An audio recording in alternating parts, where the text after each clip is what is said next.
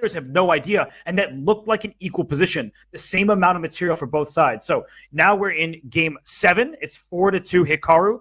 Are we going to see a King's Indian from Magnus? We might, and we saw King's Indian earlier from Hikaru. Magnus saying, give me some of that. And will Hikaru play Bishop D3? Oh my gosh, he does! We have the same position with colors reversed. A little match strategy, a little verve from Hikaru Nakamura, and smiles by only one player. Magnus is not amused. And just like the recent movie, that smile is not pleasant. That is going to haunt Magnuscarlsen because Bishop D3 induces Bishop G4, looks very logical, and then the Bishop would have gone back to E2. So he says, anything you can do, I can do better. And he just says, let's go, Magnus. You're going to have to come up with something new. And another perk of putting the Bishop on D3 is that it can slide back to C2. And later on, once the knight appears on C5, as it frequently does in the King's Indian, the pressure on E4 often forces White to contort himself. With the Bishop nicely sitting on C2, White can just keep going about his business. In this move H3, we saw Carlsen play G4. Hikaru says, 2 can play at that game. They certainly can. And for Magnus, he has to figure out which strike he wants, E5 or C5. He chooses neither. He plays A5. He wants to gain space on the queen side and not allow a bayonet-style attack with pawn to B4. So I think that Magnus is kind of playing this like dodgy chess. He's just sort of avoiding the tension. He's just making Hikaru figure out things. But the issue for Magnus is usually that works. Except in this match, Hikaru has figured everything out pretty much to perfection.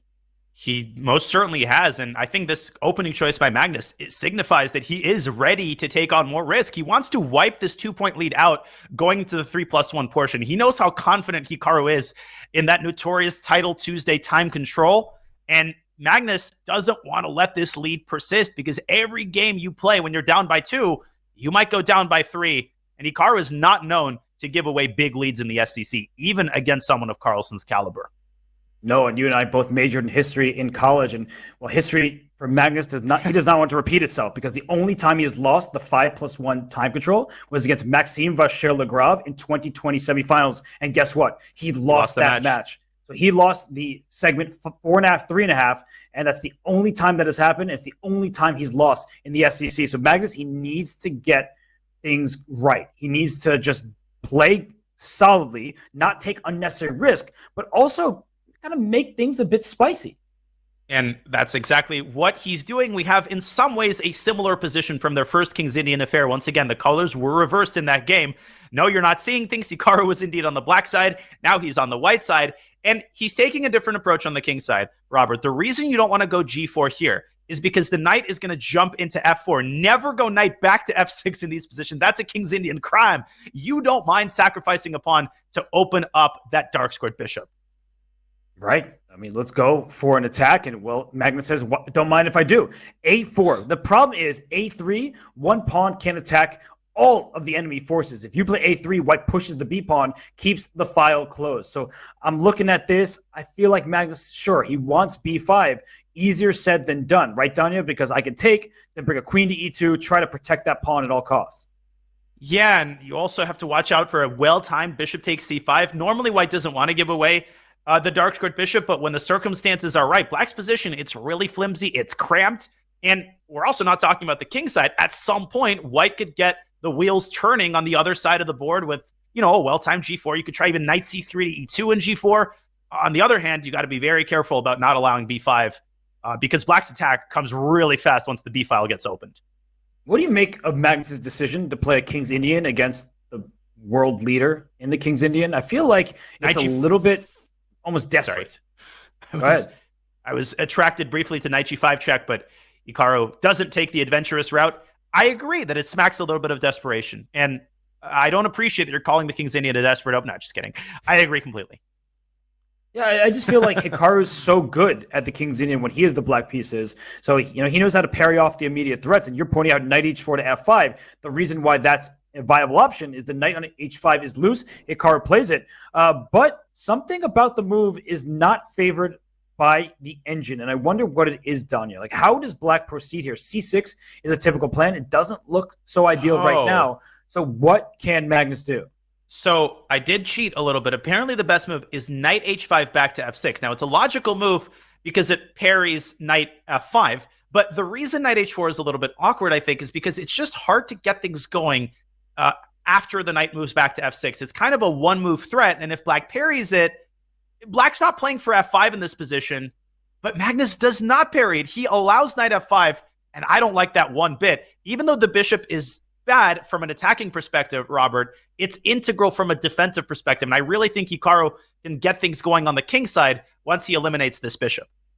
And I think Magnus is trying to use your plan. He'll play queen, I think, e8, and then try to go b5 as quickly as possible, right? The queen, the bishop, the rook on b8 all stare at the b5 square. So I believe that's what Magnus is aiming for, but he keeps pausing. He's down 2 minutes on the clock. There's a knife on f5. It's daggers, and he goes queen e8, but I feel like he's just a little bit slow right now.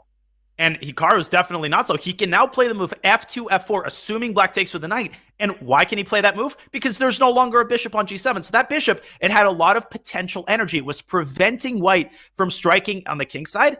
Now I think Hikaru's got to step on it and play f4.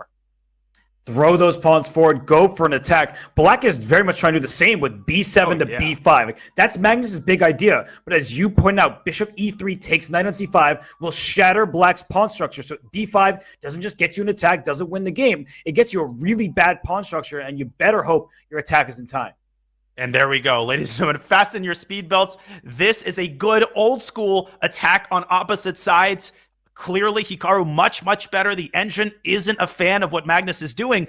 But at this point, Magnus has no choice. He literally has one idea in this entire position. It's to open the B file, pile up on the B2 pawn, maybe look for some knight B3 tactics. But largely, he's playing hope chess. He is, it's wishful thinking that he is going to get an attack, but look at the clocks. Hikaru had a 2-minute lead. It's now dropped to 1. That's still a hefty margin for him. He's well ahead in the clock, but I just feel like Magnus, he could scare people, and Hikaru's only human. He may play like an engine. He's still a human being, and look at this. He strikes in the center, takes on c5, goes d6, and the eval bar doesn't love it, but I think from a practical point of view, it gets white activity, and that's exactly what you want. Whoa. And it also gets white a huge fork threat and another fork threat. And how do you parry both at the same time? Because f takes c5 is also on the docket to open up the d file. Oh, I think f takes c5 and queen f2 just looks terrible for black. Everything's falling apart at the seams. I think that was a brilliant try from Hikaru. A pawn sacrifice. He didn't even take back on d6, which he could have. He hops his knight into d5. It was a clearance move. And now knight f6 checks a big threat. If d5, as you said, rook f1 or queen to f2 actually looks even stronger. Hitting c5, going to f6, hitting f7. Oof. Everything is under attack. And apparently, Robert, I'm going to rewind for just a second. The only move in this position was knight to h5 to keep in contact with the e5 pawn. This is such an engine move, just dropping the knight back toward the corner. Magnus played the obvious move. He's down to 30 seconds. He's backpedaling furiously and trying to keep the center patched up. I think Hikaru can play ED. I think he can play queen f2. This is like the worst kind of position to have against Nakamura with 30 seconds left on your clock. Although b takes c4 is an option, the b file is open, and be very careful if you're Hikaru. Do not take your eyes off the b2 pawn. If black can line queen and rook up, there are checkmate threats. But the knight on d5 covers f6, so the queen can't get there. It covers b6, the queen can't get there. Bishop e6 is trying to eliminate white's best piece. All you can eat. Hikaru just grabbing and eating, but apparently the eval bar didn't like this move. What's the defense? I don't think Magnus can find this in 14 seconds. No, he goes knight takes e6, but queen d6, knight f6 check. Gets the queen right back. Knight c7, as you're pointing out, also looks very strong, but queen h8. Wow, that is so easy to miss.